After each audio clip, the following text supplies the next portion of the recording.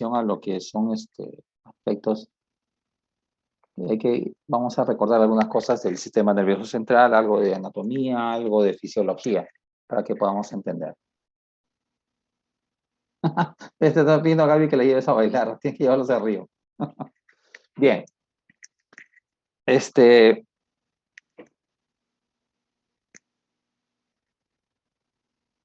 Bueno, hay que ir recordando pues que el sistema nervioso central específicamente está compuesto pues, de dos grupos de células, ¿no? Las células de las neuronas como tales y las glías, que son las que encargan de dar el soporte, ¿no? De acompañar la función de las neuronas. Si bien es cierto, las neuronas son las células más importantes, las que tienen que ver con la funcionalidad del sistema nervioso central, solas no podrían hacer todo el trabajo que realizan, ¿no?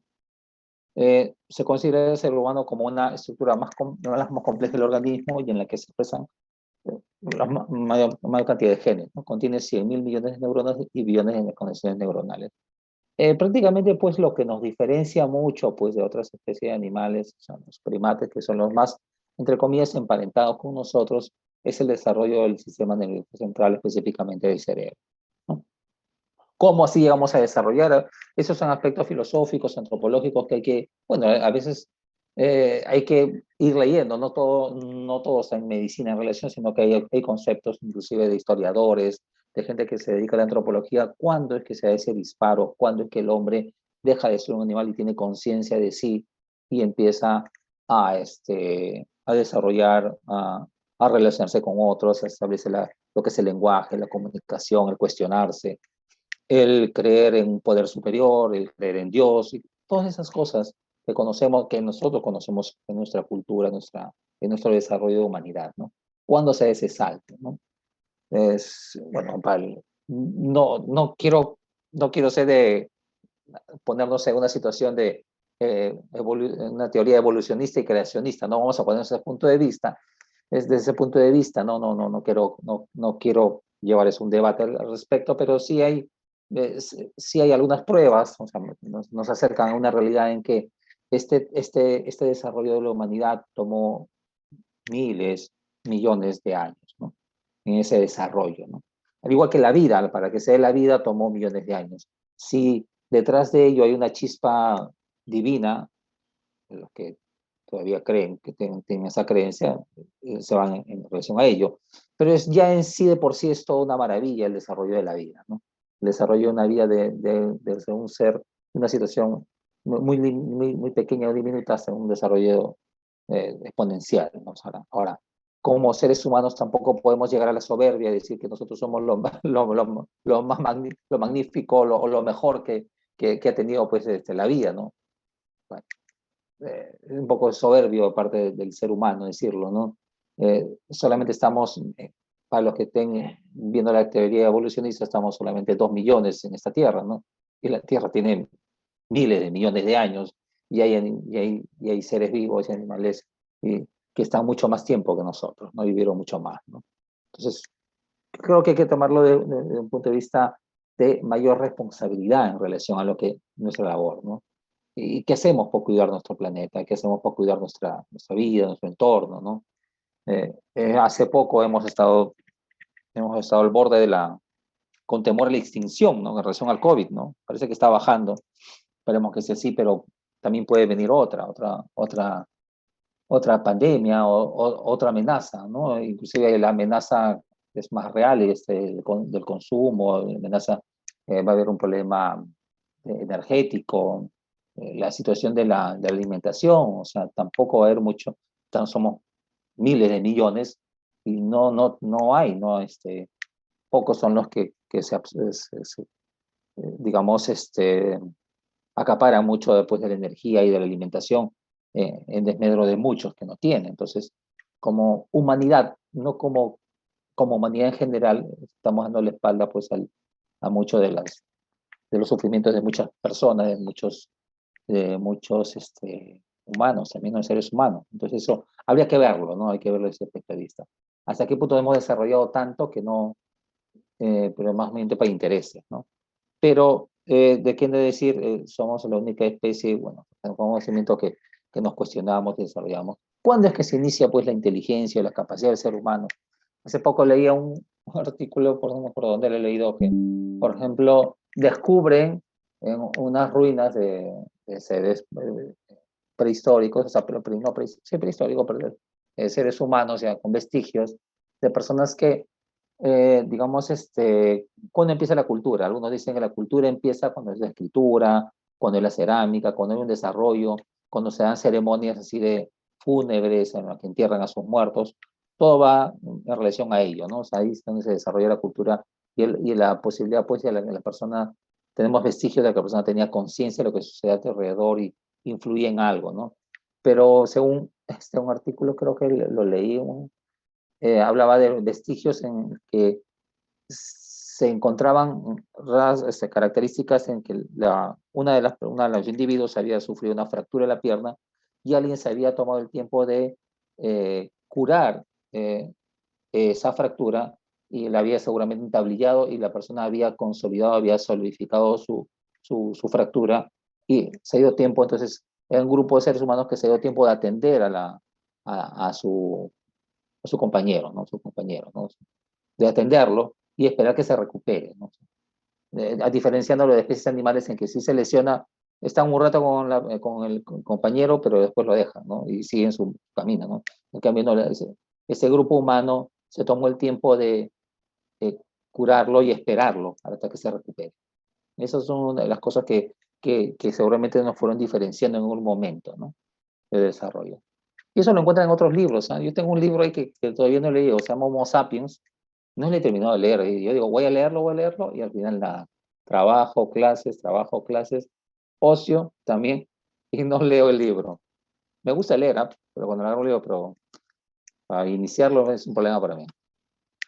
La neurobiología, dice, ¿no? Es la disciplina que estudia el sistema nervioso, mientras que la neurología se encarga de estudiar las enfermedades del sistema nervioso, en general del encéfalo y de los nervios, la psiquiatría específicamente del sistema nervioso central, ¿no? Y áreas que tienen que ver con la mente, con el desarrollo de la mente y con otras funciones superiores, ¿no?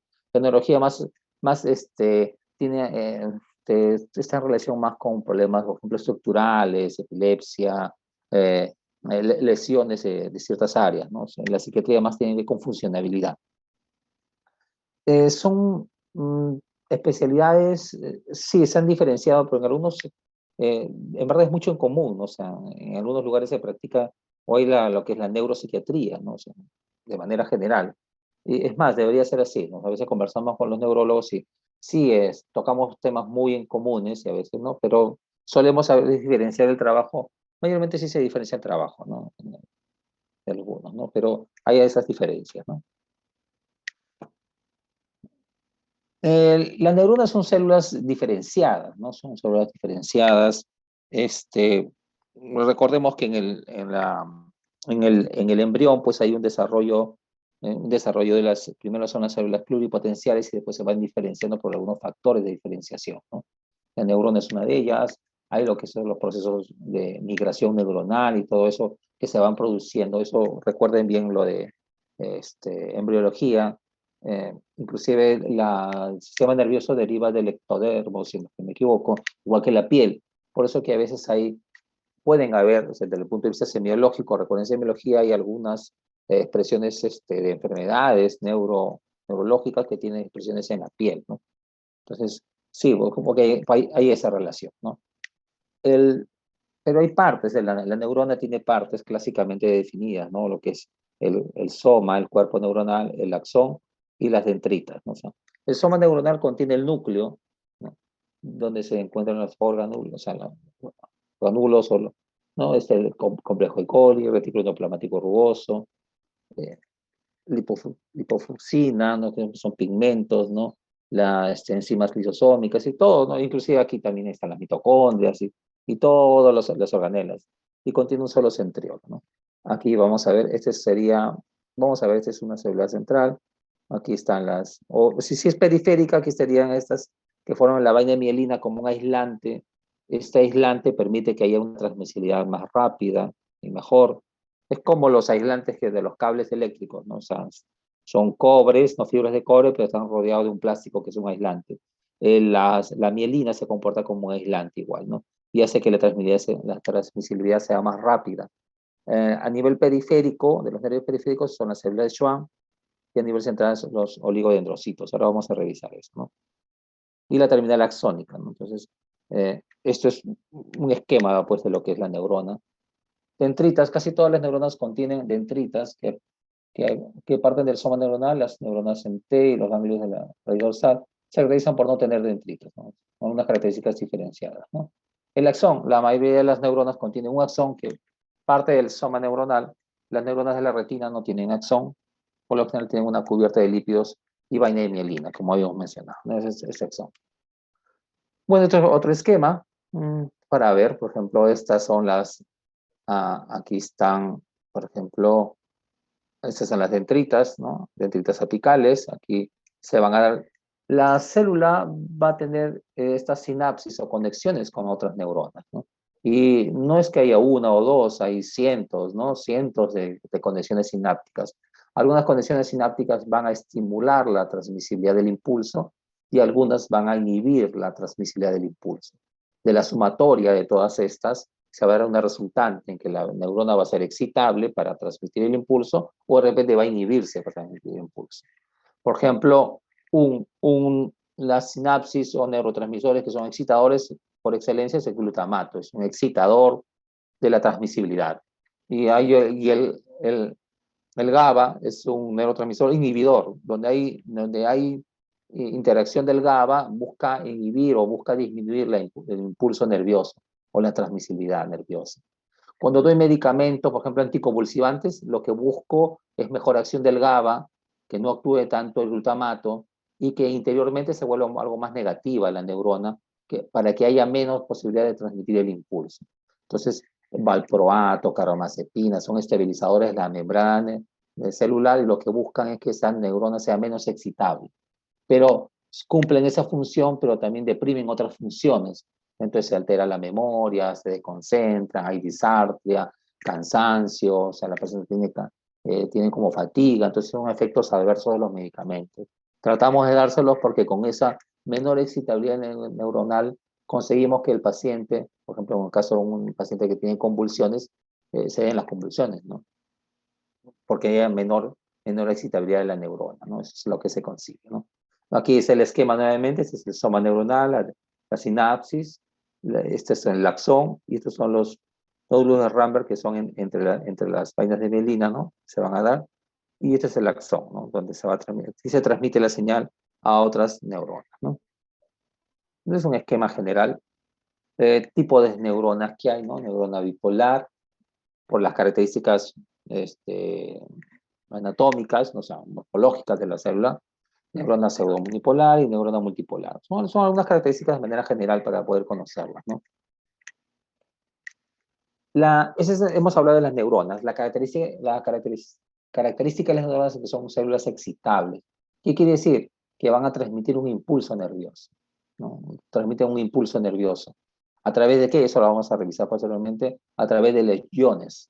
Los iones, ese sodio, potasio, que a veces ustedes revisaron en medicina interna, en medio interno, tiene que ver, ese sodio que está en exceso en el exterior y en menos cantidad en el interior de la neurona, va a hacer que haya una gradiente. Esta gradiente va a hacer que haya ese sodio tiende a ingresar a la neurona porque hay más sodio fuera que dentro. Ese más sodio fuera que dentro va a hacer que va a facilitar la transmisión de la señal eléctrica.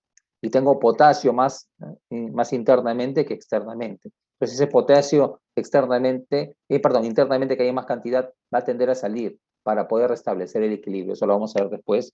Entonces este sodio, potasio, cómo es importante en la transmisibilidad y cómo hay una bomba de sodio, potasio, ATPasa, que utiliza energía para que se mantenga esta gradiente. Eso todo es una constante, una actividad.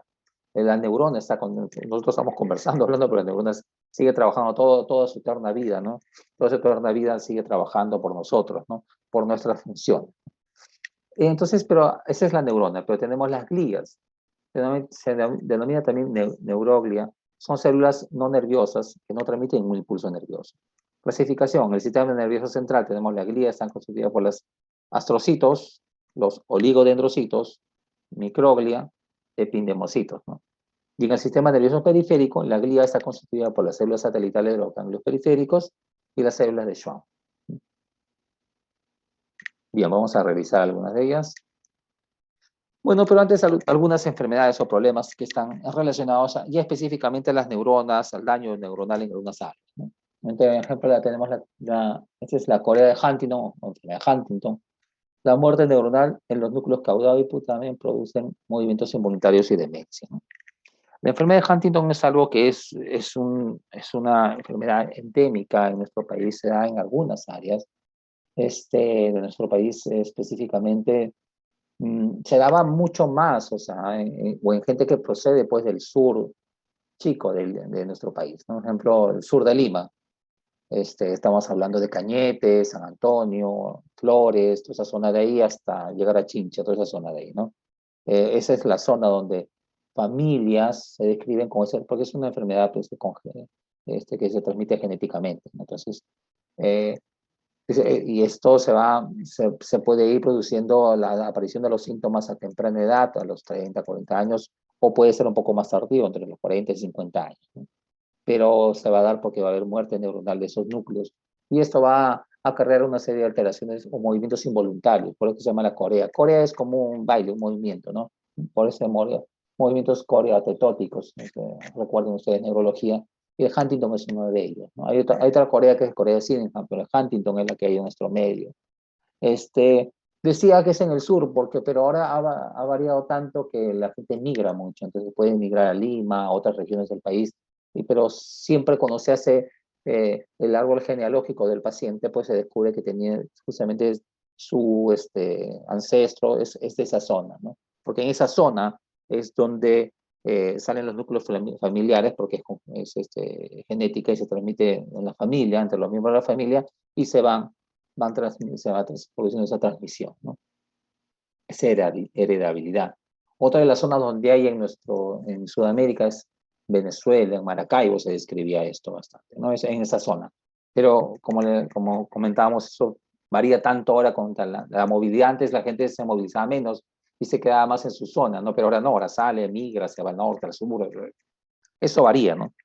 Por ejemplo, una anécdota. Yo trabajé en Lima Norte, pues cerca de Canta, en la parte baja de Canta, en Trapiche, que ellos conocen Lima. Está por Caraballo, más o menos por el kilómetro 35 o 40, el camino a Canta, ¿no?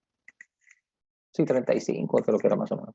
Se llama Trapiche. Es un pueblo agrícola a orillas del río Chillón. Y yo tenía el vector, a ver si me hacen recordar, chicos, a veces me confundo. El que transmite la malaria, el vector, ¿cuál es? ¿Anófeles? Sí, Anófeles ¿no? 2. Sí, ¿no? Ya. El Anófeles. Entonces yo tenía el vector en mi zona.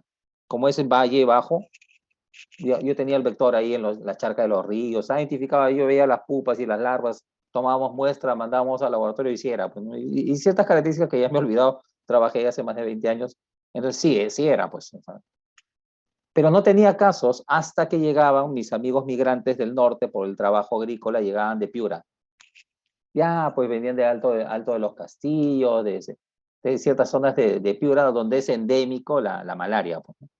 Entonces venía uno de ellos, estaba un poco mal y los zancudos estaban ahí, pues picaba uno y transmitía. Entonces yo tenía casos autóctonos de malaria en mi zona, ¿no?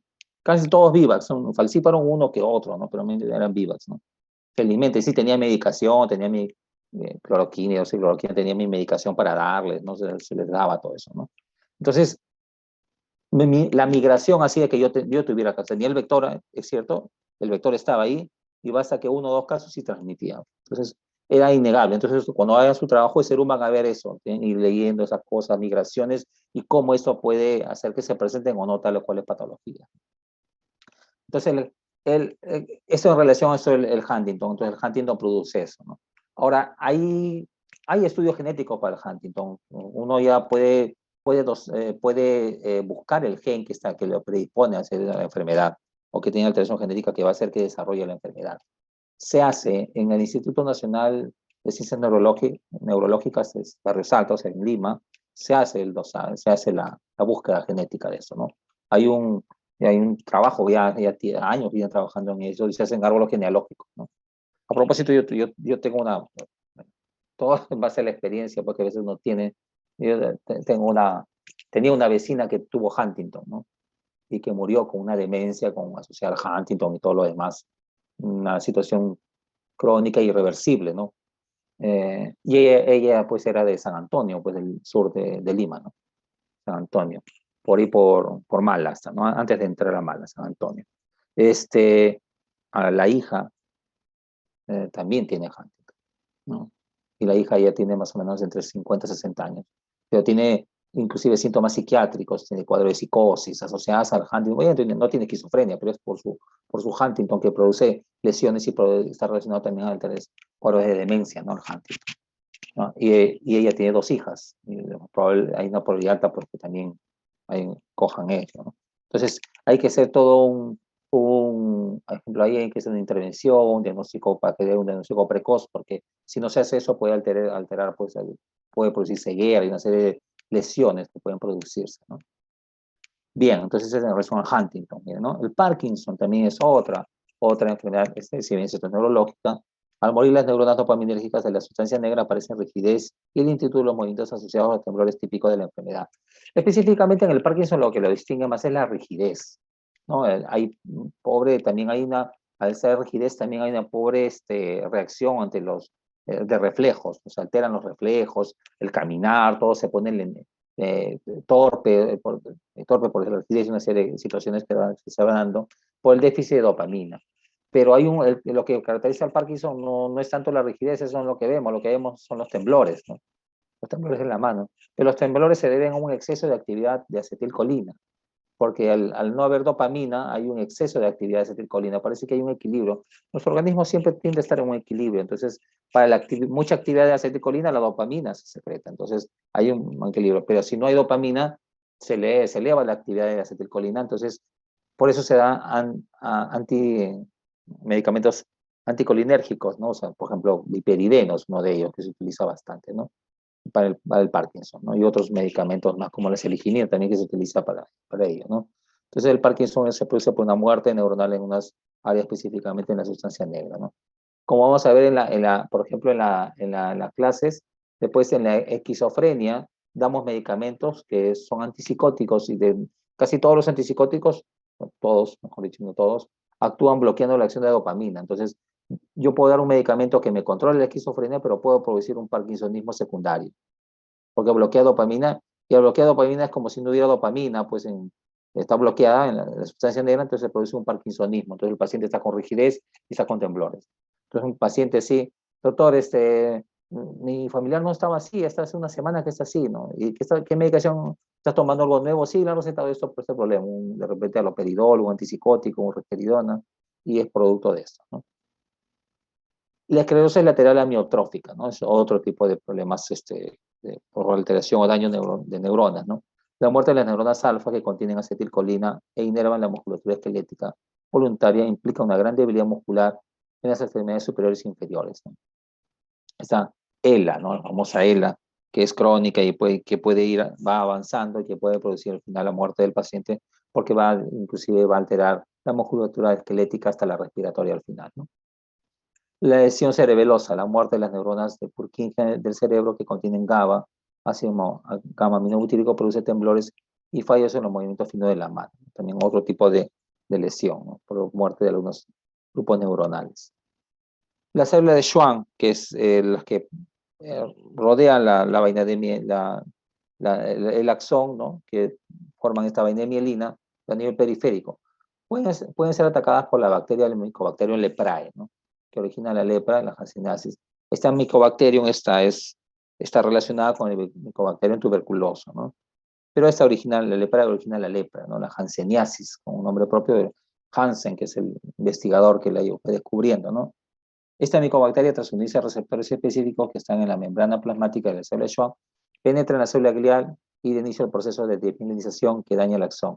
Además, mediante un conjunto de reacciones en cadena, aparece un proceso inflamatorio secundario, ¿no? Bueno, esta enfermedad, pues, la lepra es una enfermedad bíblica, ¿no?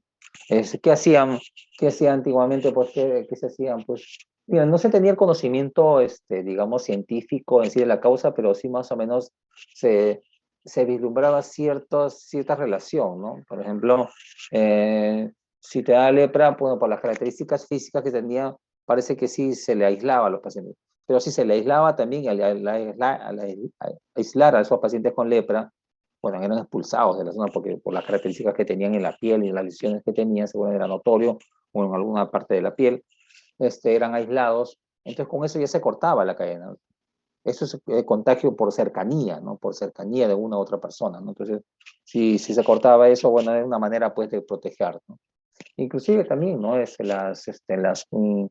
las regiones, no solamente de los judíos, sino también me parece que también los musulmanes o los árabes no consumen mucho el chancho, ¿no? El cerdo. Entonces, al no consumir eso, se evitan, porque veían que las personas que consumían o estaban muy cerca al cerdo sufrían enfermedades o problemas, ¿no? Como las epilepsias, ¿no? Sabemos que eran seguramente neurosis y cercosis, ¿no? Lo más probable, ¿no?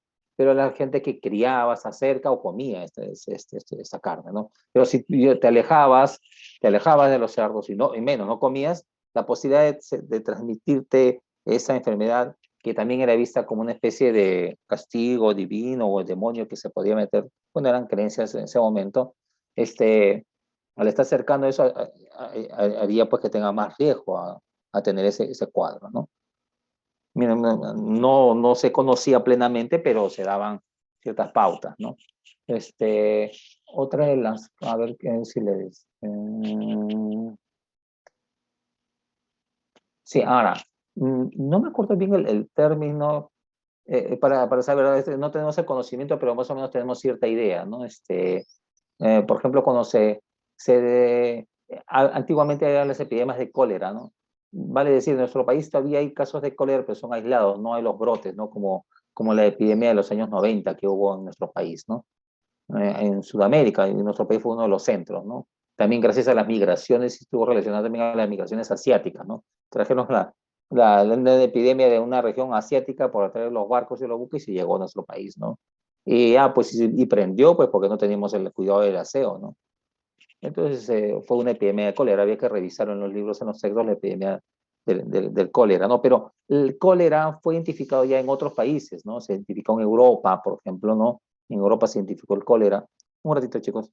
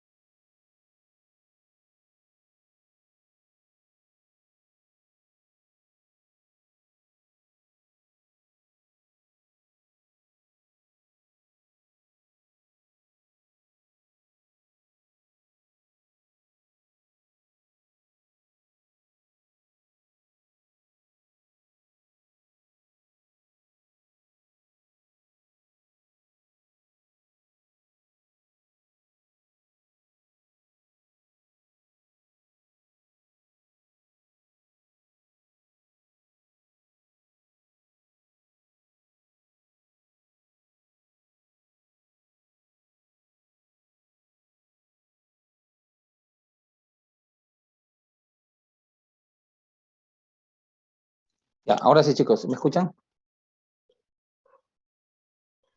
Sí, Sí, doctor. doctor. Bien, muy bien. Entonces, le mencionaba, pues, es que hay que ir, a mí me gusta revisar eso más antes. A veces reviso.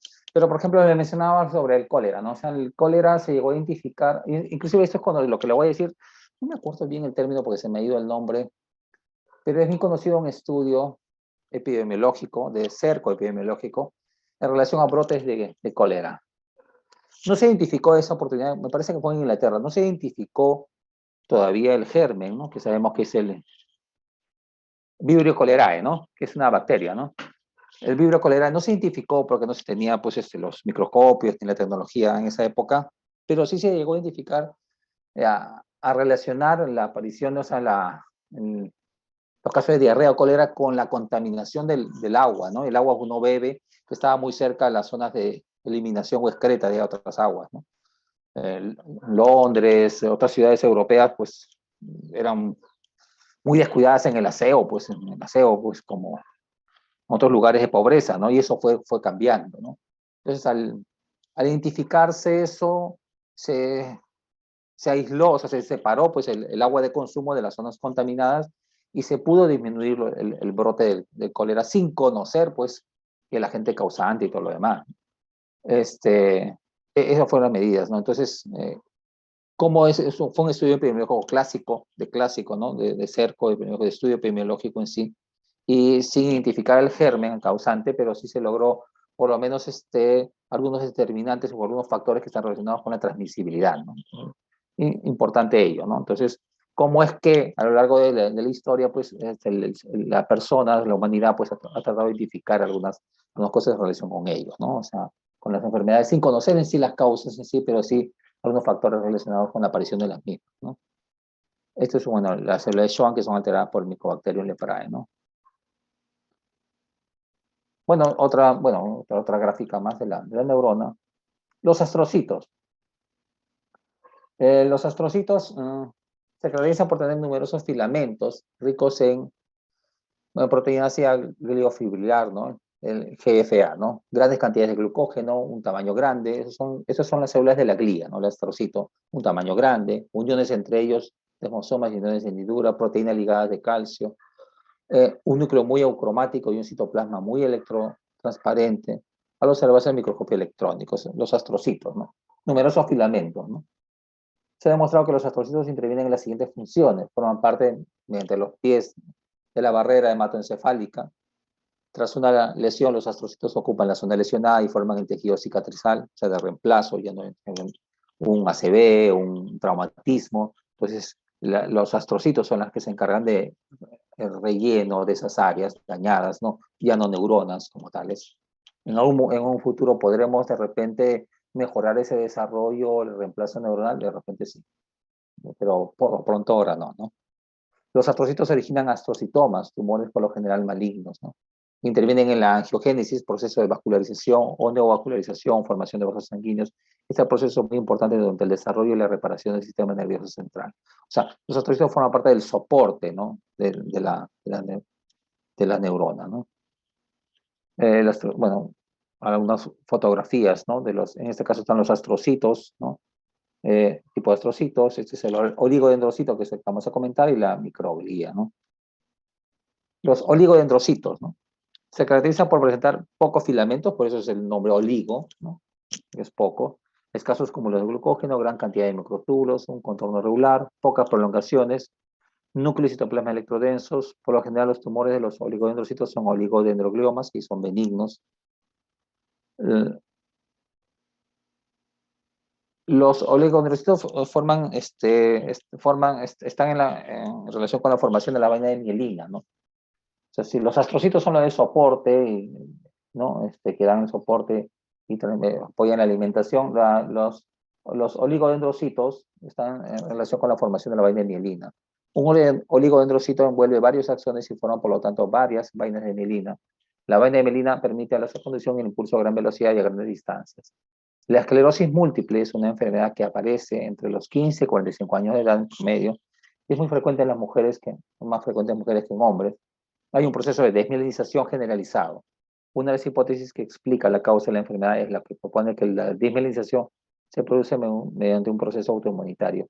Y muchos de los problemas actuales están en relación con procesos autoinmunitarios, ¿no? O sea, hay mucho que ver ahí, mucho que investigar, ¿no? En relación a cómo nuestro sistema autoinmune a veces nos cuida, es cierto, pero a veces cuando no hay un buen desarrollo del mismo, una alteración del mismo puede conllevar una serie de problemas, ¿no?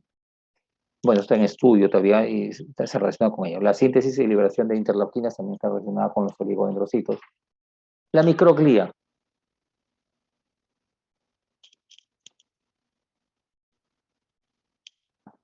Es de tamaño pequeño, contorno irregular y cambios en su forma. Bajo el microscopio electrónico se observa el núcleo y el citoplasma electrodensos. La microglía se diferencia de los oligodendrocitos porque contienen numerosos lisosomas. La microglía interviene en el mecanismo de defensa, en la fagocitosis. Son los macrófagos del sistema nervioso central. La síntesis y elaboración de citoquinas y la fagocitosis de los productos de desecho tras una lesión. Esa es la microglía, ¿no? Microglía. Los epidimocitos son las células de revestimiento donde circula el líquido cefalorraquídeo, ¿no? Revisan el canal central de la médula espinal y los ventrículos cerebrales, presentan cilios. El tercer ventrículo a nivel del hipotálamo está revestido por unos epidemocitos especializados, tanicitos, que envían proyecciones hacia las células neurosecretoras y hacia la eminencia media. Intervienen en el control del paso de las sustancias desde el tejido nervioso hasta el líquido cefalorraquídeo y viceversa, ¿no?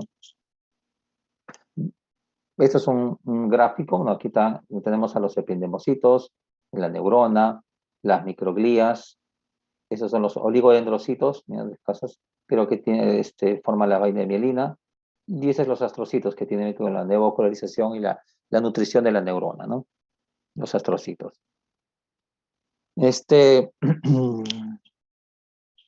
A ver. Antes que se me pase, el líquido cefalorraquídeo es un filtrado especial de la sangre, del sistema de la sangre, y es el líquido que va a amortiguar o va a rodear el encéfalo y a través de las meninges, ¿no? Las meninges y también el canal medular a través de los epidemocitos, todo el canal medular, y va a servir de protección, ¿no? O sea, porque va a amortiguar al hacer los movimientos para que no se lesione, pues, el tejido cerebral, el tejido nervioso no se lesione. Este líquido cefalorraquídeo, hay una producción constante y permanente de este líquido y hay una reabsorción del mismo. Cuando no hay una reabsorción se producen las hidrocefalias, que pueden ser congénitas o de repente secundarias a otros procesos inflamatorios, infecciosos, o lesiones, ¿no? O tumorales que van a causar una no absorción de una producción sí, continua de este líquido y se va a aumentar la presión y eso puede ser dañino, ¿no? Porque puede dañino, puede llevar a la muerte a la persona. O en los niños que tienen hidrocefalia congénita, pues por decir los daños a nivel del cerebro, ¿no? Que se producen, ¿no? Si bien el niño con hidrocefalia nace, pero su cerebro ha sido dañado ya porque este líquido está en tan aumento y causa tanta presión que va a lesionar el tejido cerebral, ¿no? Eso se detecta a tiempo, porque inclusive hay cirugías no neonatales, cirugías intraútero que pueden, en estos casos, aliviar este problema pues, de la hidrocefalia en los niños, ¿no? Cuando se detecta a tiempo. Bueno, eso es un gráfico, un corte, pues, desde la médula, las astas anteriores y las astas posteriores. Las anteriores tienen que ver con la parte motora y las posteriores más pequeñas tienen que ver con la parte sensitiva, ¿no? El mismo gráfico, ¿no? Las astas anteriores y las posteriores, ¿no? Esta es la sustancia blanca. La sustancia gris, mayormente en los cortes, se refiere a los somas neuronales, ¿no? Esos son los somas. Y la sustancia blanca, esto por el tinte y por las características de tinción, es la grasa. Estas son las vainas de mielina, ¿no? La grasa, ¿no? En este caso, sí, periféricos en la de Schwann, ¿no? Y esos son los nervios que salen, ¿no? Raíz motora, y esta es la raíz sensitiva, ¿no? Aquí es un ganglio espinal y ese es el nervio, ¿no? Los nervios que van a las extremidades, las diferentes áreas del cuerpo, ¿no? El sistema nervioso central consta de un cerebro y médula espinal, ¿no? El sistema nervioso periférico consta de los nervios craneales, nervios periféricos y los ganglios periféricos. El sistema nervioso periférico traslada la información sensorial al sistema nervioso central y conduce las órdenes motoras. Este es algo del desarrollo del sistema nervioso central, el tubo neural, tenemos el prosencéfalo, el mesencéfalo y el rombencéfalo. El rombencéfalo da el bulbo raquídeo, el mielencéfalo, el metencéfalo, el cerebelo y la protuberancia. En orden de desarrollo, esto es más arcaico, más básico. Claro que el bulbo raquídeo de repente es más sencillo, pero es vital, porque si este se daña, pues paran los centros cardiorrespiratorios y morimos. Cuando hay una lesión a este nivel puede producirse esos daños, ¿no? el cerebelo y la protuberancia. El mesencéfalo viene en el cerebro medio, pedúnculos cerebrales y tubérculos cuadrigéminos. Del prosencéfalo, el diencéfalo, epitálamo, hipotálamo, el tálamo. Y del telencéfalo, o sea, la amígdala, el hipocampo, córtex cerebral y cuerpo estriado, ¿no? Que es lo más desarrollado en el ser humano. Parte del sistema nervioso central, una gráfica también, esta es la médula espinal, el bulbo raquídeo, el puente o tronco encefálico, el mesencéfalo, el cerebelo, el diencéfalo y el telencéfalo. El diencéfalo es como que es la base, ¿no? La base del cerebro y el telencéfalo. La médula espinal. La médula espinal capta los estímulos exteriores e interiores hacia el sistema nervioso central, así como bajan inervaciones musculares y glandulares. El tallo cerebral está formada por la médula oblongada, el bulbo raquídeo, el puente, la protuberancia. Y el mesencéfalo, las funciones respiratorias, cardiovascular, el vómito, las oxígenas, el sueño, vigilia, relación con la formación reticular. El cerebelo se ubica por detrás del tallo cerebral y recibe la información propioceptiva del estado de los músculos, huesos y articulaciones, coordinación fina, la marcha, el equilibrio, el sentido espacial y otras funciones motoras. O sea, el cerebelo tiene mucho que ver con las funciones motoras, ¿no? La información propioceptiva, ¿no? Los músculos, el equilibrio. Una alteración del cerebro va a producir una serie de daños, ese nivel de coordinación de movimientos, ¿no? El diencéfalo, ¿no? El diencéfalo está compuesto por el tálamo, hipotálamo, epitálamo y subtálamo. Al tálamo llegan todas las vías sensoriales con excepción de las olfatorias y la función es de comunicar con la corteza, ¿no? Es como una especie de puente, ¿no? Funciones perceptivos sensoriales, emociones, motor, el ciclo, sueño, vigilia, ¿no? El hipotálamo se le conoce como el cerebro visceral, regula las funciones neurovegetativas, el hambre, el apetito, la sociedad, el deseo sexual, la temperatura, el ciclo, el sueño, las emociones y está relacionada con la producción de hormonas y una relación íntima con lo que es la hipófisis, ¿no? Hipotálamo, ¿recuerdas endocrinología? La glándula, o sea, la hipófisis va a ser una glándula, pero del hipotálamo van claro, hormonas o péptidos que van a estimular a la hipófisis, pues, ¿no?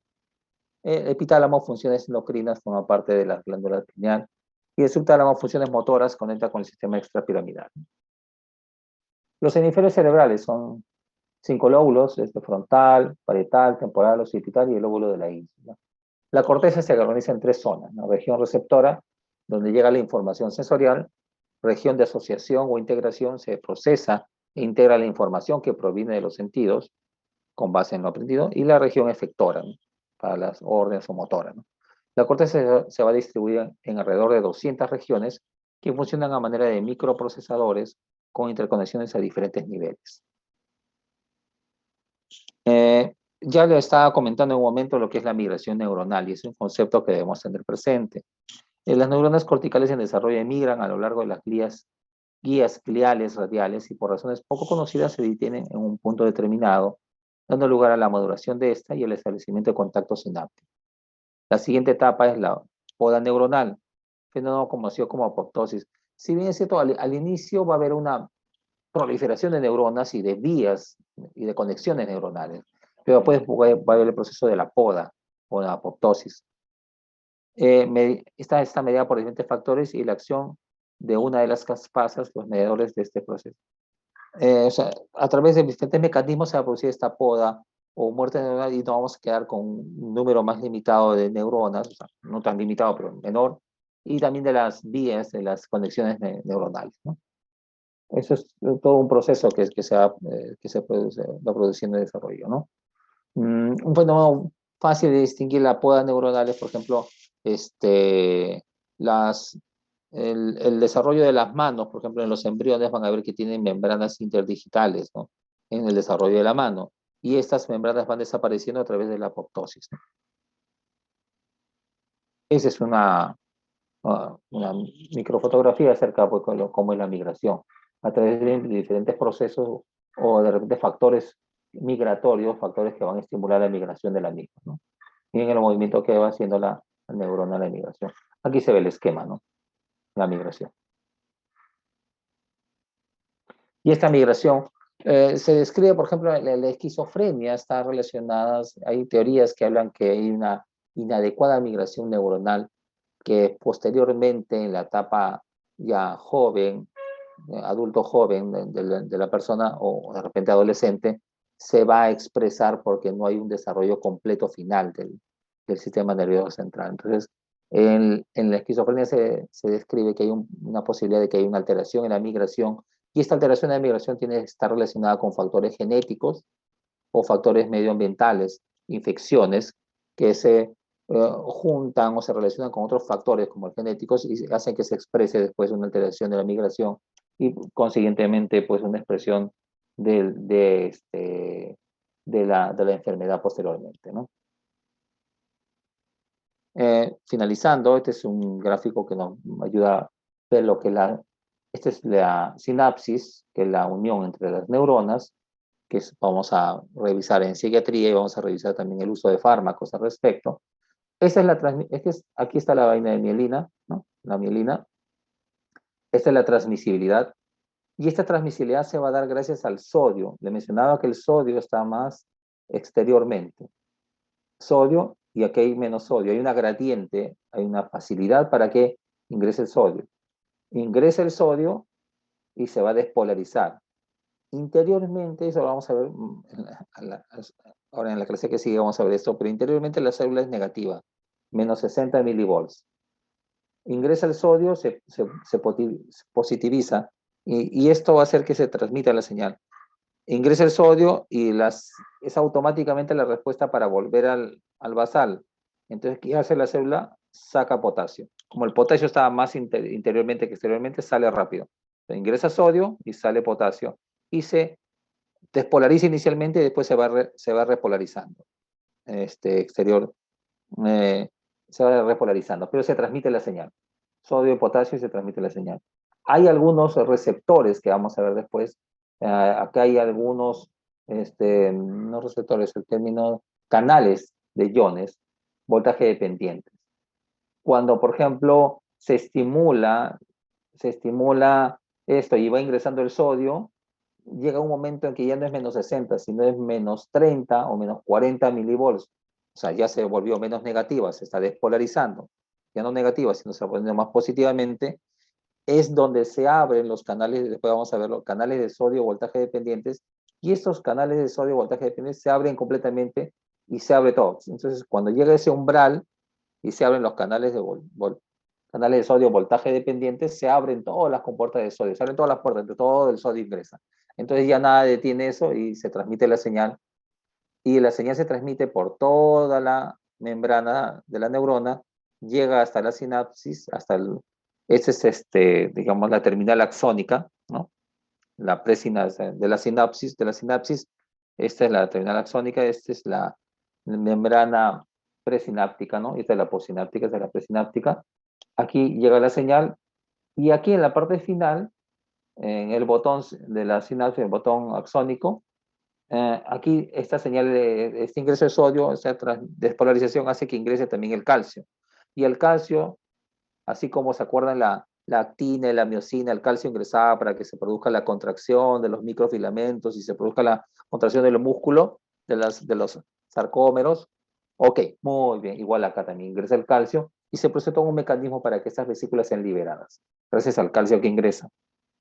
Entonces ingresa el calcio y se liberan las vesículas con los neurotransmisores y estos neurotransmisores actúan en los receptores de la membrana postsináptica de esta neurona posterior, ¿no? Postsináptica.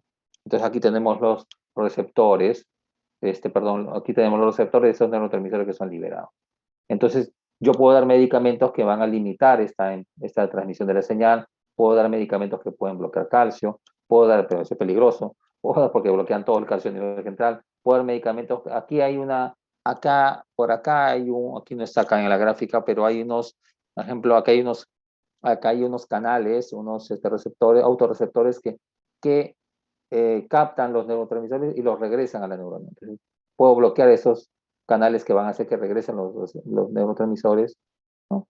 O de repente acá hay enzimas que metabolizan estos neurotransmisores, puedo bloquear las enzimas que metabolizan estos neurotransmisores para que actúen mejor, o puedo hacer que estos receptores se bloqueen, como en el caso de los antipsicóticos.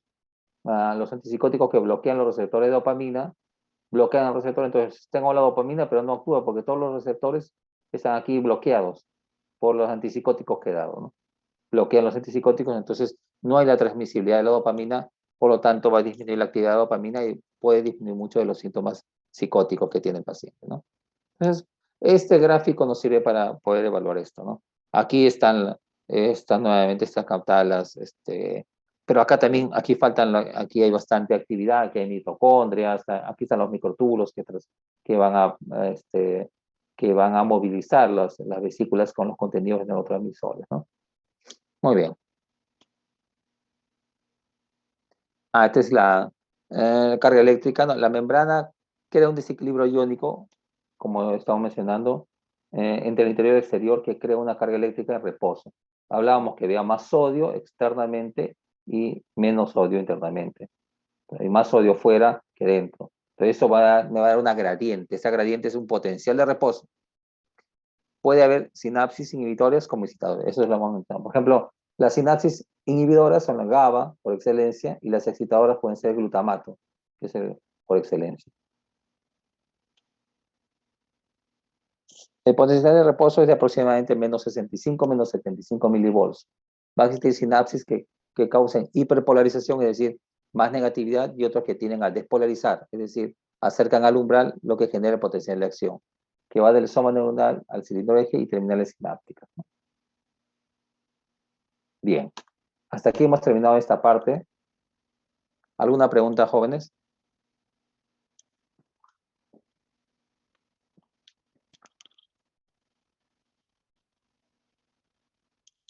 Chicos, ¿alguna pregunta? Doctor, una pregunta. Diga. Buenas tardes, en primer lugar. Eh, Usted indicó que con el tratamiento de antipsicóticos probablemente podrían producir un parkinsonismo secundario. Entonces, al retirar los fármacos, ¿sería totalmente reversible o podría traer un tipo de secuela? Claro, eso va a depender del tipo de paciente. En líneas generales, más del 95%, más del 90%, cuando se retira el medicamento no va a tener ningún problema.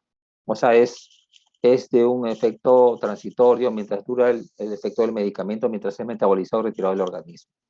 Los antipsicóticos no es que van a bloquear definitivamente y completamente ni van a dañar el receptor. Un grupo de pacientes sí pueden hacer distonías tardías o disquinesias tardías, alteraciones musculares fuertes y severas, y puede sí verse, no es que cause Parkinson, sino que causa un problema de distonías o problemas de contracciones de grupos musculares. Es poco frecuente, pero lo hay. Hay lo que inclusive también se describe algunos pacientitos que van a tener algunos tics o movimientos musculares ya por la cronicidad del uso de los medicamentos, ¿no? Por ejemplo, hay lo que se llama no me acuerdo bien el término completo, pero es como, por ejemplo, como la mordida, no me acuerdo bien el término en inglés, pero algo de Mutu Rabbit, o sea, como si fuera la boca del conejo y tiene movimientos en los labios, ¿ah? Como hacer un conejito. Esos son grupos musculares que han quedado alterados por el uso de los antipsicóticos. Hay un grupo de pacientes que puede hacer eso. Otro grupo puede ser distonías tardías o disquinesias tardías que también son problemas musculares, ¿no? Pero Parkinsonismo no es que no causa Parkinson como tal, eso se revierte. A veces sucede, por ejemplo, de que ingresamos a emergencia a una paciente y la paciente tiene ideación suicida, ¿no? Tiene idea suicida, ingresa porque ingirió veneno, se le da la medicación, inclusive damos antipsicóticos para bajar la conducta de agresividad de la paciente. Podemos quedar porque está indicado. Y cuando la paciente es muy joven, a veces son adolescentes o jóvenes de menos de 20 años, son muy proclives a hacer distonías agudas o, por ejemplo, no, pueden hacer un parkinsonismo también, pero hacen lo que son distonías agudas. Por ejemplo, va a suceder de que la paciente ingresó en la noche anterior, se le dio medicación y en la mañana siguiente, doctor, no sé qué le pasa a mi hija, parece que tuviera convulsiones. ¿Qué sucede? Hace movimientos oculares, oculogiros, distonías de la lengua se le traba, se le sale la lengua y no puede hablar. Son distonías agudas, producto de los antipsicóticos como aloperidol, que es lo que más usamos, y son transitorias. Se le da viperideno, algunos benzodiazepinas, relajantes musculares, y tiende a disminuir la molestia y baja, ¿no? Son reversibles. Este parkinsonismo secundario es reversible. Así como se produce este parkinsonismo secundario, recuerden también que, por ejemplo, la dopamina puede actuar a nivel del hipotálamo, y a nivel del hipotálamo, eso lo vamos a revisar cuando veamos fármacos, ¿ya? Pero la dopamina, los antipsicóticos al actuar sobre la dopamina del hipotálamo puede bloquear la actividad dopaminérgica a ese nivel, y la dopamina es un modulador de la secreción de prolactina, ya a nivel del hipotálamo, estamos hablando. La prolactina no tiene un liberador como tal, lo que tiene es un modulador de su secreción, que es la dopamina. Pero si la dopamina no está presente, no hay nadie que controle la liberación, por hablar en términos así generales, rápidos, sencillos, entonces la prolactina se va a elevar. Entonces, una de las consecuencias de usar antipsicóticos, tipo, más se da en haloperidol, también se da en risperidona menos, pero se da más en sulpiridina, misulpiridina, que son un grupo de antipsicóticos.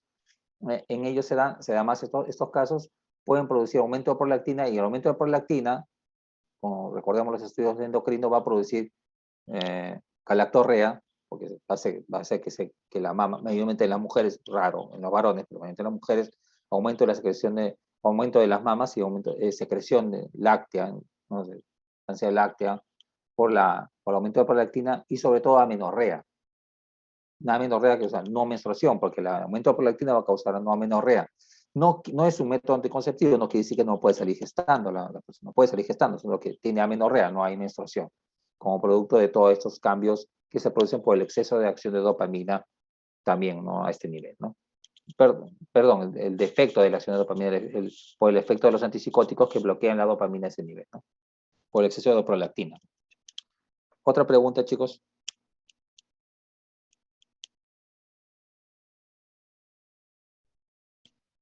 Gracias, doctor. Entonces sería un efecto adverso, ¿cierto?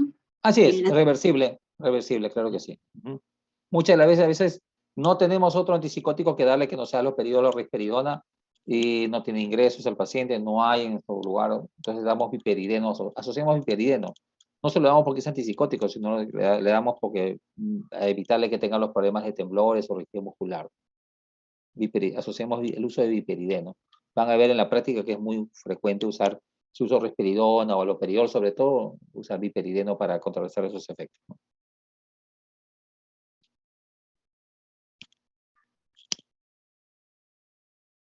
¿Alguna otra pregunta, chicos, o pasamos a la otra?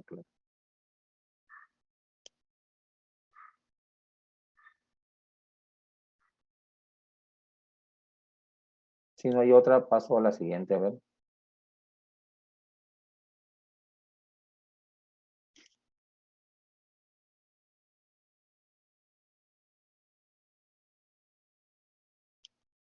Bien, a ver.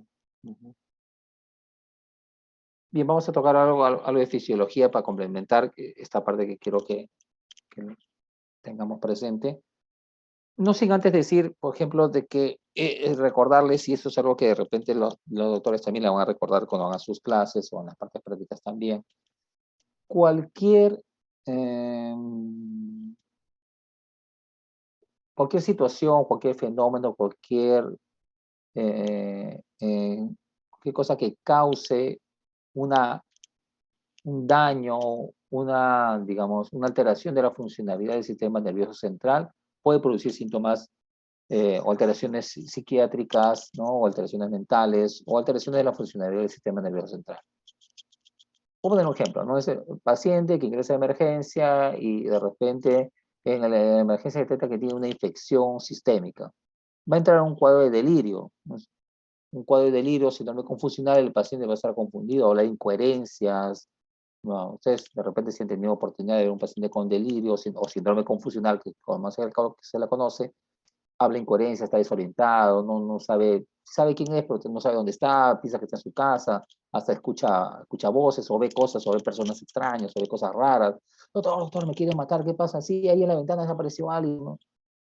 Y no es que tenga un cuadro psiquiátrico de por sí, como mencionábamos, sino que hay algo que le está produciendo eso. Una infección, una inflamación, ¿no?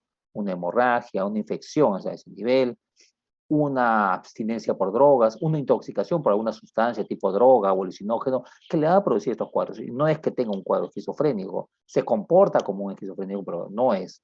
Entonces, cualquier noxa, o sea, cualquier situación que pueda producir, o sea, por ejemplo, hasta un problema, por ejemplo, un problema hormonal, ¿no? O sea, una tormenta tiroidea también puede producir un cuadro tipo maníaco, como si fuera un bipolar, alteraciones mentales, alteraciones, pero no es que tenga un cuadro esquizofrénico o bipolar, o no, sí, sino de fondo.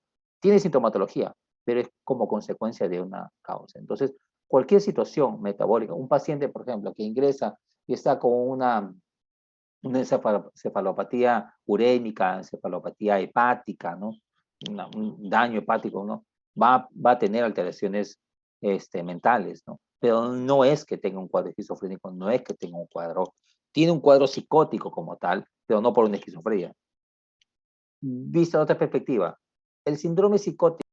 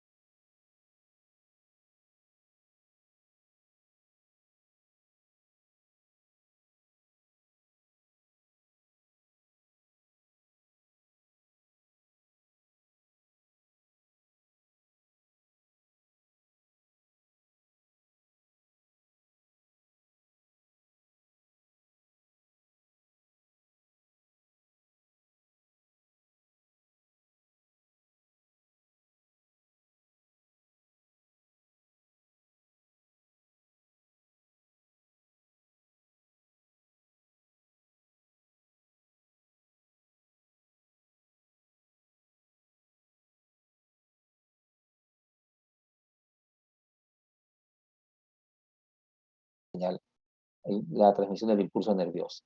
Entonces la neurona transmite la señal. Nada impide ello. ¿Por qué? Porque se llegó al umbral. ¿Doy medicamentos que negativicen esto y evitan que llegue al umbral? Claro que sí, en los anticonvulsivantes, hay medicamentos que se actúan a este nivel. Entonces ya no es menos 70, menos 75, menos 80 milivolts y hacen que no se pueda despolarizar, ¿no? Eso es lo que se consigue, ¿no? Esta es una gráfica que se ve el potencial de acción, ¿no? El neurotransmisor tiene algunas características, eso puede ir variando con los estudios, pero en líneas generales debe de encontrarse en el sistema nervioso central, debe tener la misma función en el tipo de terminales nerviosas, debe tener una vía de síntesis bien definida, debe poseer mecanismos de almacenamiento a nivel presináptico, como son las vesículas, debe tener mecanismos de liberación en membrana presináptica, como el que hemos descrito, debe tener sitios de reconocimiento específico, ya sea en la membrana presináptica o en la postsináptica, los que recapturan y los receptores, y debe tener mecanismos de catabolización o degradación, como son las enzimas, ¿no? Las enzimas que van a degradar estos neurotransmisores. Esta es una gráfica, no recordemos el estudio de biología. Esta es la membrana, la bicapa lipídica que le llamamos, membrana lipídica, y estas son las proteínas. Las proteínas, en este caso es un canal, con el ion es un canal, van a atravesar la membrana, pero algunos van a ser libres y otros van a depender de algunos neurotransmisores de una activación posterior, ¿no? Este es el citosol al interior de la neurona y este es el exterior, ¿no? Bueno, estas son proteínas, ¿no? Conjunto de aminoácidos, estructuras grandes, y esta es la membrana, ¿no? Lo mismo, así, esta es la estructura ya más detallada acerca de los fosfolípidos, ¿no?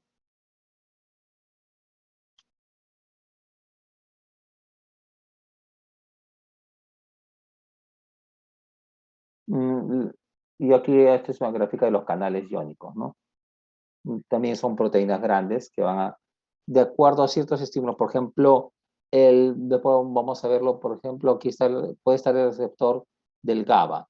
El receptor del GABA, del neurotransmisor GABA, está más o menos, es una estructura muy semejante, va a ser activado por el GABA mismo, pero hay otros medicamentos que actúan también a este receptor. Por ejemplo, las benzodiazepinas, clonazepam, alprazolam, actúan en el receptor GABA, el alcohol actúa en el receptor GABA, los barbitúricos como el fenobarbital actúan en el receptor GABA, algunos esteroides actúan en el receptor GABA. Entonces, el GABA no se convierte en la única molécula capaz de activar su receptor. Otros, benzodiazepina, fenobarbital, el alcohol, también actúan a ese nivel. Y el GABA es depresor. Lo que hace el GABA hace que ingrese el ion cloro. Al ingresar el ion cloro a la célula, vuelve más negativa a la célula. Por eso es un depresor. El GABA es un depresor, porque hace que ingrese el ion cloro y negativiza. El ion cloro tiene carga negativa, va a negativizar más interiormente. Va a evitar de que la membrana llegue al umbral para transmitir la señal. Entonces, doy benzodiazepinas, doy alcohol, doy fenobarbital, todos son depresores de la función neuronal, depresores de la función del sistema nervioso central, ¿no? El alcohol es un depresor. Aquel que toma alcohol al inicio se siente alegre, pero es un depresor de la función neuronal, ¿no? Igual es las benzodiazepinas, igual es el fenobarbital, ¿no? El fenobarbital se utiliza como preanestésico, van a ver ustedes, se utiliza bastante, ¿no? Y aquí está lo que les mencionaba, el sodio es exteriormente mucho más que interiormente, el potasio mucho más interiormente que exteriormente, ¿no? El calcio, hay una semejanza, pero más es exteriormente, lo cual facilita su ingreso. Y aquí, ¿qué queda la carga negativa de la neurona? La carga negativa está dada sobre todo, o sea, hay cloro, es cierto, pero está dado sobre todo porque hay proteínas. Las proteínas son tan grandes que no van a pasar. El sodio y el potasio pueden pasar. Es cierto que hay la bomba sodio ATPasa que va a hacer que salgan 3 sodios y que ingresen 2 potasios para que se mantenga esa gradiente, ese desequilibrio que facilita la transmisibilidad de estos iones, ¿no? Pero interiormente están las proteínas, hay proteínas grandes que están en el interior de la neurona y que tienen carga negativa. Estas proteínas grandes dan la negatividad. y con el sodio y el potasio se va a jugar en relación a esto, a la transmisibilidad, ¿no? A la mayor negatividad o positividad de la neurona, ¿no? La transmisión. Bueno, las proteínas no podrían salir, pues es difícil, ¿no? Pero el sodio y el potasio sí pueden salir. Aquí tenemos lo que es la bomba sodio-TPasa, ¿no? El ion sodio en azul y en celeste el potasio. Aquí, por ejemplo, esta bomba sodio-TPasa saca tres iones, no moléculas, son iones de sodio. Miren, los saca. Y en este caso, lo que hace, los de potasio, dos de potasio ingresan al interior de la neurona, ¿no? Aquí están dos iones de potasio van a ingresar. Pero para eso se requiere energía, el ATP. Sin el ATP no puedo hacer esta funcionalidad. De ahí que, por ejemplo, las personas que hacen ayuno, las personas que no se alimentan bien, van a tener un deterioro de su funcionalidad a nivel central y a todo el organismo también. Entonces se van a producir una serie de daños. En las personas que no se alimentan, van a tener ayunos prolongados, las personas que tienen problemas de anorexia, tienen todos estos daños. ¿Por qué? Porque no tienen la suficiente cantidad de energía para mantener su organismo y la energía que necesitan para que éste se active. Entonces la bomba sodio-TPasa. Salen 3 sodios al exterior de la célula e ingresan 2 potasios, 3 por 2. Y esto está permanentemente en funcionamiento. Bueno, estas son algunas características, bueno, de ahí hemos sacado pues algunos datos que tenemos del estudio, por ejemplo, de los axones o de neuronas pues, del calamar gigante que permite hacer todos esos estudios, ¿no? Son muy semejantes las células, ¿no? La membrana bloquea la difusión de iones, lo que da lugar a una diferencia de potencial. Veíamos esta diferencia de potencial, por ejemplo, más sodio exteriormente y más potasio interiormente, eso se ve en la gradiente, se ve en la bomba sodio-TPasa, ¿no? Si se abren canales, los iones pueden pasar y afectan el voltaje. Eso estamos viendo, ¿no? Afectan el voltaje. Si ingresa más sodio, se va a volver más positivo interiormente, ¿no? La entrada de cationes o salida de iones despolariza la neurona.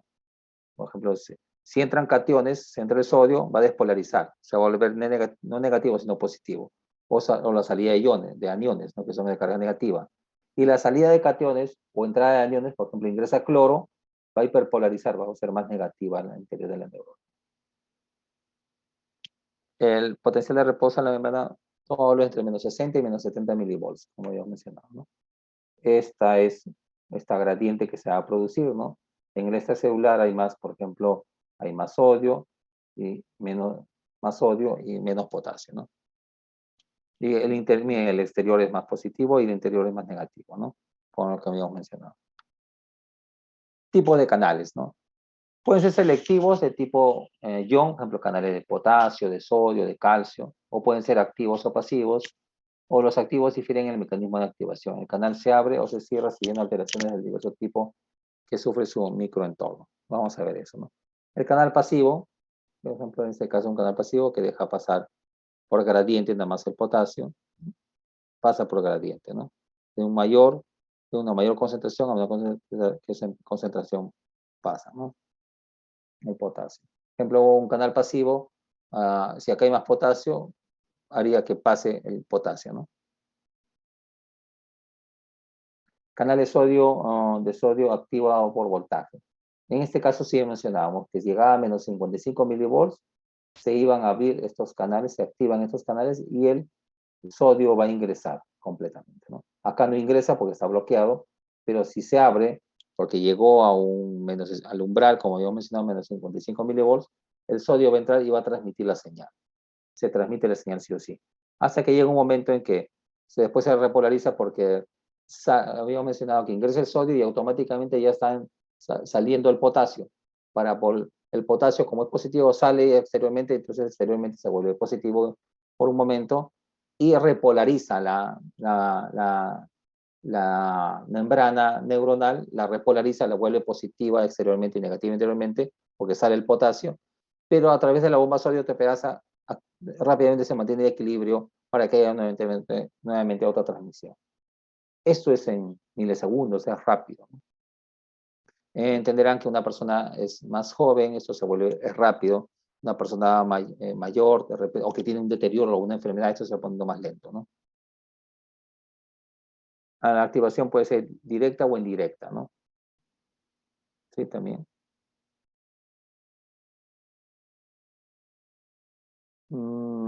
Este es por ejemplo, este es del GABA, que había mencionado, ¿no?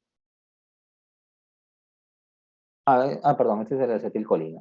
En este caso, la acetilcolina va a actuar a este nivel, ¿no? En este caso, por ejemplo, es un receptor y el receptor tiene ciertas tiene lugares únicos donde va a actuar la acetilcolina, ¿no? Ahora, puedo utilizar un medicamento que semeje la acción de la acetilcolina y va a ser un agonista, pero si lo bloquea va a ser un antagonista la función, ¿no? Puede bloquear también, ¿no? O puede ser un semejante a un agonista y va a cumplir la función de la acetilcolina, ¿no?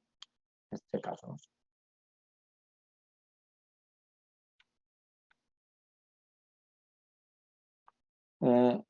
Por ejemplo, tres canales activados por glutamato, ¿no? O sea, el glutamato va a nivel del receptor AMPA, NMDA, activación indirecta.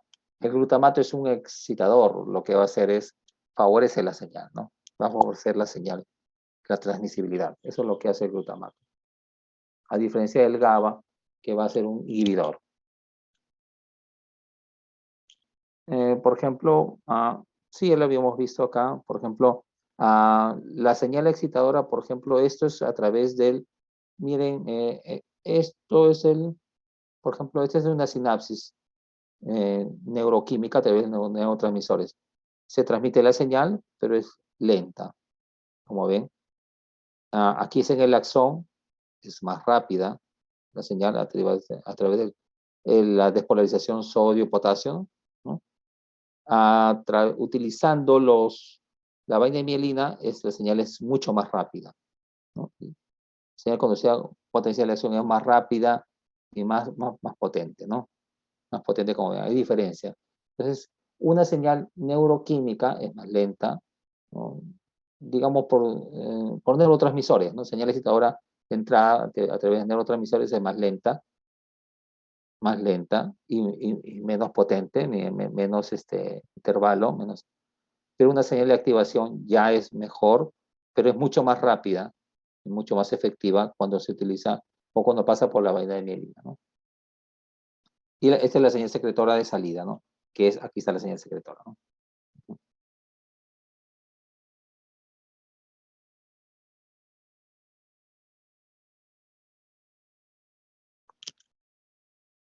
La neurona sensorial, ¿no? La señal se transforma en un potencial receptor.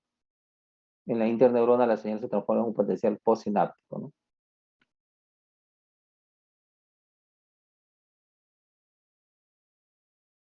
Este es el postsináptico, ¿no? Este es el potencial receptor, acá está el potencial de receptor, ¿no? Se transmite la señal, se transmite un potencial, pero después esto lo va a cambiar a un potencial postsináptico que va a ser transferido, perdón, que es transferido a esta señal, ¿no? A esta señal. Aquí es a través de neurotransmisores y esto ya a través de sodio-potasio, el impulso de la señal hasta que es liberado, se libera aquí y se produce la secreción nuevamente de los neurotransmisores para seguir la secuencia, ¿no?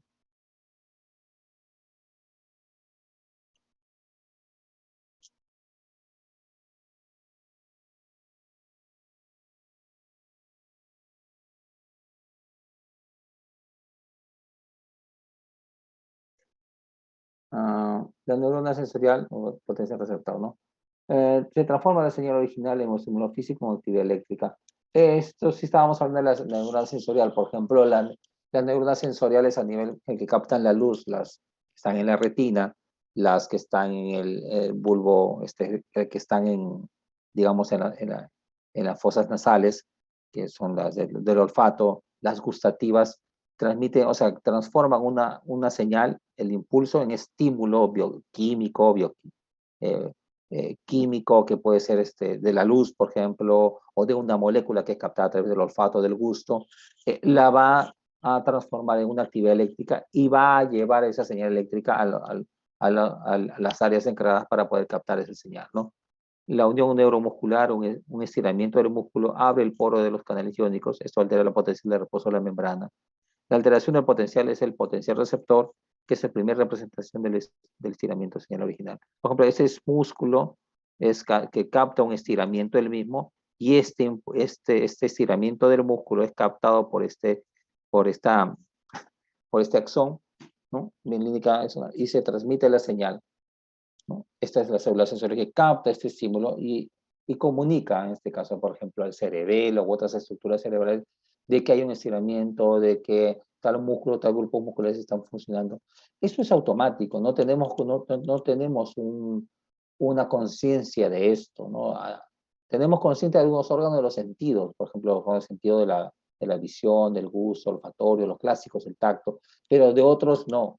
Pero sí se producen estímulos que son captados por otras áreas que no son conscientes, por ejemplo, los grupos talámicos o subtalámicos, que se encargan de la coordinación de muchas funciones, no son conscientes. Nosotros no somos conscientes de ello, pero funcionan, están ahí. Y si no estuvieran estos coordinando esas actividades motoras de estiramiento o no estiramiento de grupos musculares, eso, si no estuviera funcionando esto, no tendríamos el equilibrio en esas actividades tan voluntarias y tan coordinadas como las tenemos.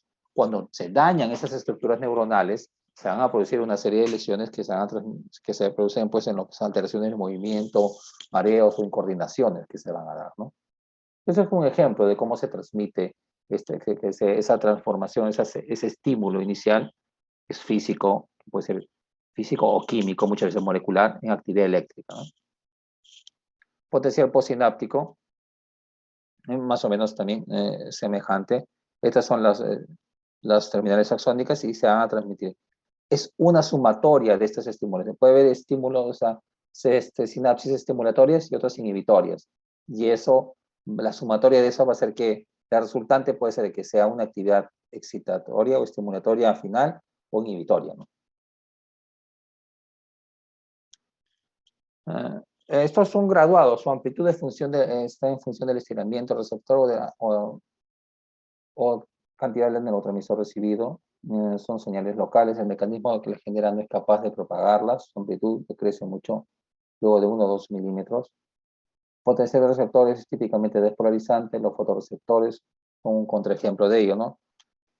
Esto estamos hablando, pues, estamos hablando, pues, a nivel de lo que son de las células sensoriales, ¿no? Cómo se captan ellas, ¿no? El potencial sináptico puede ser despolarizante, se dice si la sinapsis es excitatoria. Entonces voy a tender a despolarizar, a que ingrese el sodio y se transmita la señal, despolariza. Hiperpolarizante, se dice que la sinapsis es inhibitoria, como la acción del GABA, ¿no? Que hace que ingrese cloro. Entonces, si ingresa cloro, es hiperpolarizante, es más negativa interiormente, ¿no? El efecto sobre la célula postsináptica depende del tipo de molecular receptores, ¿no? El potencial de acción, nuevamente, sí, lo mismo que estamos mencionando, ¿no?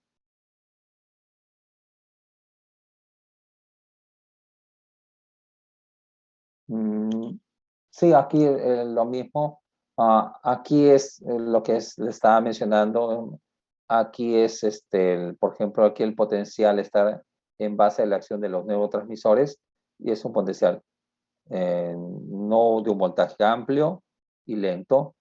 En el SOMAT, aquí se va a transmitir la señal ya a nivel de iones. Se va haciendo un poco de mismas características, pero cambia cuando ya está en el axón y hay mayor velocidad, el mismo, ¿no? Mayor potencial, mayor diferencia de potencial, mayor voltaje y de mayor rapidez. Y mucho más rápido, como he dicho aquí cuando estaba con la vaina de mielina, ¿no?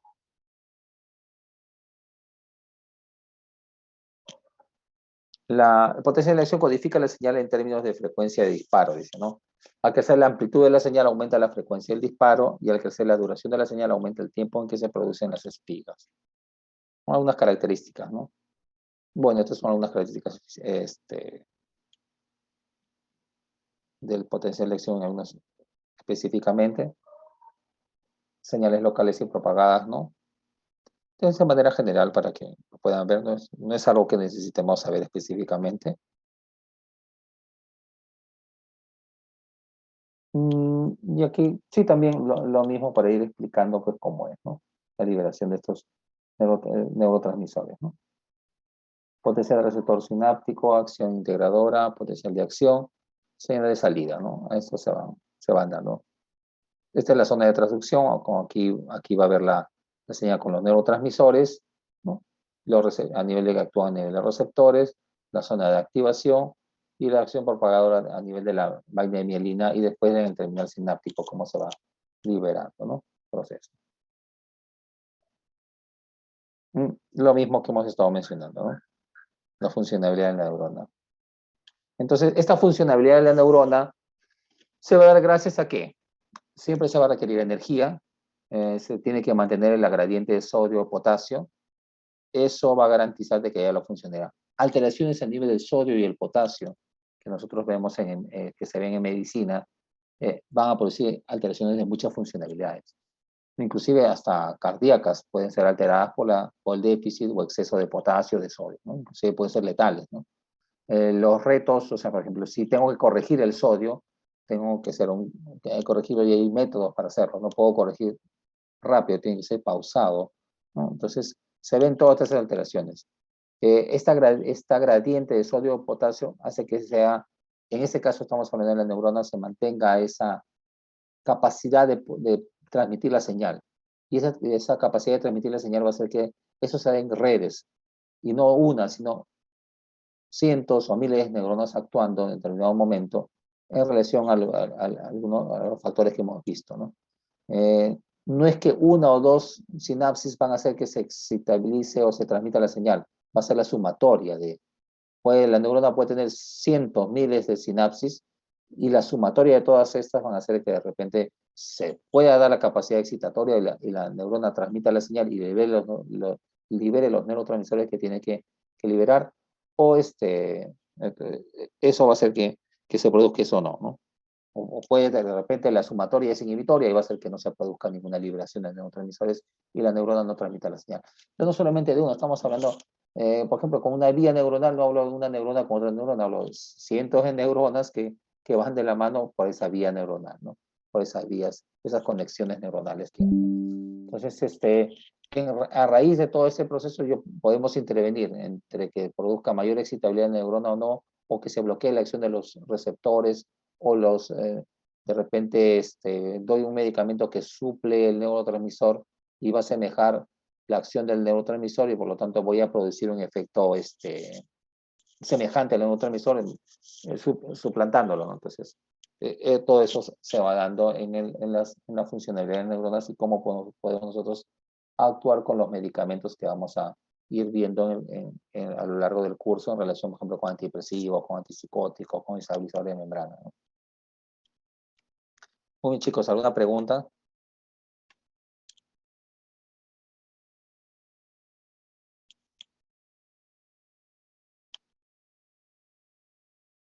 ¿Alguna pregunta? Porque esta segunda clase es más o menos, se asemeja a la otra, pero es un poco, que digo, un poquito, de repente hacer énfasis en relación a la funcionalidad y a la transmisibilidad de la señal, del potencial de acción y la transmisibilidad bioeléctrica que tiene la neurona y qué es lo que hace que tenga la funcionalidad y dónde podemos nosotros intervenir, sobre todo para conocer los fármacos que utilizamos, dónde actúan, ¿no?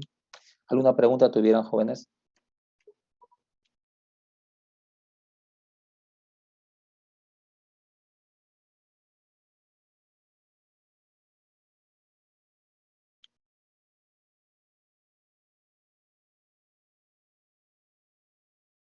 ¿Alguna pregunta tuvieran, chicos?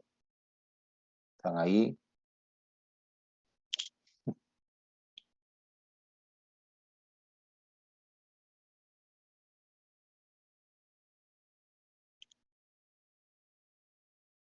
No, no los escucho. Parece que no hay preguntas, doctor. Ah, ya. Muy bien, ¿qué van a hacer? Hoy día es libre, día libre, ¿no? ¿Han tenido clases? ¿Otros cursos? Con usted nomás, doctor. Ah, ya les he quitado su descanso del 29. Bueno. Bueno, chicos, cualquier cosa, Gabriela, coordinamos. La siguiente clase es la siguiente semana, creo, ¿no? ¿Me parece? Sí, doctor, gracias. Ya, entonces cualquier cosa, coordinamos conmigo, me pasas la voz. El mismo enlace lo pueden utilizar, este mismo enlace lo pueden utilizar los otros docentes, ¿no? Sí, Ah, es el mismo excelente. para todos. Ah, qué bueno, me parece muy bien. No, el Zoom es algo que manejamos un poquito más. Las doctoras también saben manejar bien el Zoom ahora. Bien, entonces esa era la finalidad, pues, lo que le comentó inicialmente del curso, ¿no? Quiero que vayamos, por ejemplo, por ponerle un ejemplo final, ¿no? Ya, siempre les digo eso, ¿no? A los chicos que salen, ¿no? O con los que llevamos el curso, ¿no? Ahora, pues, hacer el diagnóstico de un problema de hipotiroidismo, de un problema de hipertensión, no se requiere, pues, ir a un especialista, basta que lo haga el médico capacitado, el médico general, el médico determinado, el médico cirujano, puede hacer ese diagnóstico, ¿no? Y es más, manejamos y se maneja inicialmente eso, ¿no? Ya cuando de repente hay complicaciones, se tiene que derivar al especialista. No siempre va a haber especialistas en todas las áreas. Si tengo un cuadro de depresión y he descartado que tenga otro problema médico y es depresión, o sea, estoy seguro casi que es depresión, doy antidepresivos y lo derivo al terapeuta, al psicólogo para que trabaje alguna de las cosas que tenga que trabajar con el paciente, que también es importante esa parte de tratamiento, ¿no? En los pacientes. Y no voy a esperar a llevarlo, pues, a un psiquiatra, porque no hay, ¿no? En el mismo, en países, bueno, países como Estados Unidos, Europa, no siempre hay especialistas de diferente, inclusive lo de psiquiatría tampoco hay, ¿no? ¿Qué es lo que hace? El médico es el que ve esos cuadros, el médico de cualquier especialidad tiene que estar capacitado para manejar eso, ¿no? Claro que de repente en otras realidades hay guías de atención, entonces eso ayuda un poco más, pero igual, nadie se le va a ocurrir, por ejemplo, en Estados Unidos, si es un médico, yo conversaba con unos amigos que trabajan allá, es un médico infectólogo, por ejemplo, pero cuadro de depresión tiene que tratarlo, no lo va a dejar. Es el único médico que lo puede ver, no lo va a ver otro médico por estar en un área, en un condado o en un estado chico, entonces tiene que verlo. De igual manera, debemos estar capacitados nosotros. Tengo dudas, bueno, ahora puedo consultar el internet, consulto guías, o de repente me ayudo con la telemedicina, inclusive ha pasado con algunos docentes, hemos ayudado, nos han llamado, doctor, tengo esta duda, ya, muy bien, va esto, y se da la pauta. La cuestión es que el manejo inicial tiene que hacerse, no tiene por qué demorarse, ¿no? No tiene por qué haber demora. Esa es la idea, de manejar un grueso de estos cuadros, ¿no? Algunos casos sea específicos, que son de difícil manejo, pues tienen que ser derivados, claro que sí, ¿no? O sea, por ejemplo, si tengo un paciente con hipertensión, le he dado 1 o 2 antihipertensivos y no mejora, parece que tiene otro problema cardíaco, necesita otros exámenes, tengo que derivarlo, no lo voy a manejar, ¿no? O sea, definitivamente hay que manejarlo porque tenemos sospechas de que hay otros cuadros que no, o sea, no va bien, entonces tengo que derivarlo. Lo derivaré, pues, al área específica, ¿no? El hospital más complejo para que pueda verse, ¿no? De eso sí, de eso se trata, ¿no? De que tengan las habilidades para manejar. Y de hecho, en un momento van a tener que manejar todos los cuadros cuando estén haciendo actividades de manera sola y no hay otro médico o especialista que pueda ver ese caso, ¿no? Muy bien, jóvenes, un gusto conocerlos, un gusto iniciar el curso con ustedes. Ya estaremos en comunicación, ¿no? De repente en la próxima clase, ¿no? Muy bien, muy bien. Ok, chicos, hasta luego. Ya, Gabrielita, entonces quedamos así, ¿ya? La próxima clase, cualquier cosa coordinamos, Gabriela, si hay impases, ¿ya? Está bien, Ok, doctor, muchas ok, gracias. Hasta chao. luego. Sí, Chao. buenas tardes, que la vaya bien. Buenas, chicos. Gracias.